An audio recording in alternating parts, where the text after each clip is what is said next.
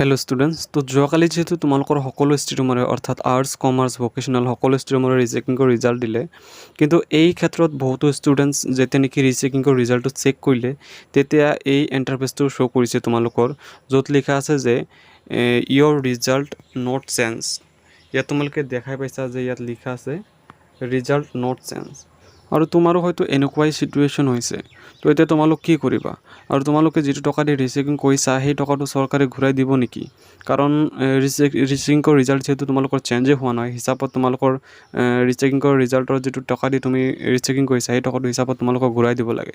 তো তোমালোক চিন্তা নকৰিবা আজিৰ এই ভিডিঅ'ত সকলো জনাম তো তোমালোক ভিডিঅ'টো সম্পূৰ্ণলৈকে চাই থাকা আৰু চেনেলত প্ৰথমবাৰৰ ভিজিট কৰিলে প্লিজ চেনেলটো সাবস্ক্ৰাইব কৰি লবা আৰু কাষতে থকা বেল আইকনটো প্ৰেছ কৰি লবা কাৰণ এনে গুৰুত্বপূৰ্ণ ভিডিঅ'ৰ আপডেটবোৰ মই সদায় লৈ আহি থাকো তো বলা পলম নকৰি আমি আজিৰ ভিডিঅ'টো ষ্টাৰ্ট কৰো তো স্টুডেন্টস মই ফাৰ্স্ট তোমালোকৰ এজনৰ ৰিচেকিংৰ ৰিজাল্টটো চেক কৰি দেখাম যে কেনেকুৱা ইন্টাৰফেস শো কৰে তাৰ পিছত তোমালোকক কৈ আছো যে এনেকুৱা কিয় হ'ল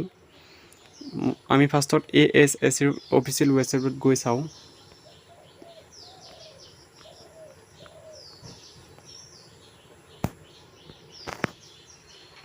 তো স্টুডেন্টস তোমালোকে সাৰ্চ কৰি ফাৰ্স্ট ৱেবছাইটটোত ক্লিক কৰি দিবা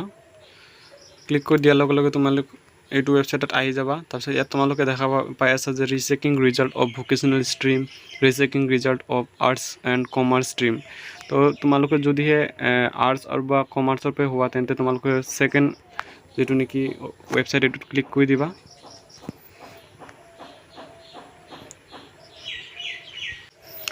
তাৰপিছত তোমালোকে এনেকুৱা এটা ইন্টাৰফেস দেখা পাবা তাত তোমালোকৰ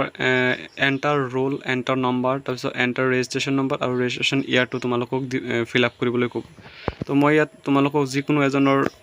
ৰোল নাম্বাৰ আৰু ৰেজিষ্ট্ৰেচন নম্বৰটো বহাই তোমালোকক দেখাই আছো যে কেনেকুৱা ইন্টাৰফেস শো কৰে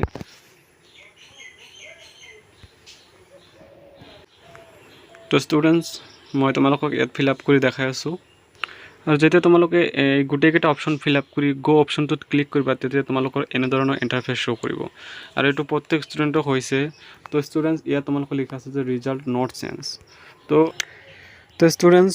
তোমালোকে নিশ্চয় জানা যে অলপ মাৰ্কসৰ কাৰণে যেনে কিছুমানৰ 0.6 0.8 বা 0.2 এনে ধৰণৰ মাৰ্কসৰ কাৰণে বহুতো ষ্টুডেন্টস এবাৰ 60% বা 75% নম্বৰ লাভ কৰিবলৈ সক্ষম হোৱা নাই আৰু যাৰ বাবে বহুতে ষ্টুডেন্টে এবাৰ বহু টকা খৰচ কৰি নিজৰ ৰিজাল্টটো ৰিচেকিংৰ কাৰণে এপ্লাই কৰিছিল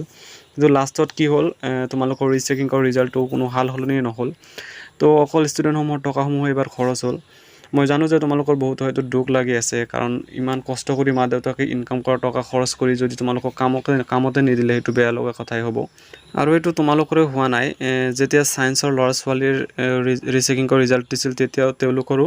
সেম একেই প্ৰবলেম দেখা দিছে তো নাজানো এবাৰ শিক্ষাংকতে এবাৰ কিয় এনেকুৱা কৰিলে তো কি কৰিবা আৰু যিখিনি টকা নষ্ট হ'ল এটো আৰু বাদ দিবই লাগিব কাৰণ হেতু আৰু ঘূৰাই নিদিয়ে তো চাই থাকা ইয়াৰ মাজত যদি মুখ্যমন্ত্ৰীয়ে কিবা কয় তোমালোকৰ ৰিচেকিং সম্পৰ্কে তো ইয়াত আমি বা তোমালোক একো কৰিবই নোৱাৰো তো তোমালোক দুখিত নহবা ষ্টুডেন্টস যি হলেই বাদ দিয়া আৰু হেবিলাক আৰু সন্মুখত যাতে তোমালোকৰ ৰিজাল্ট আৰু ভাল হয় তাৰে চিন্তা কৰা তো আজিৰ ভিডিঅ'ত এইখিনি আছিল তো যিখিনি তোমালোকক জনাব লগা আছিল মই জনালো তো যদি এই ভিডিঅ'টো ভাল লাগে প্লিজ ভিডিঅ'টো লাইক কৰি দিবা আৰু চেনেলটো সাবস্ক্ৰাইব কৰিবলৈ নাপাহৰিবা তো পুনৰ লগ পাম এনেকুৱা গুৰুত্বপূৰ্ণ ভিডিঅ'বোৰ লৈ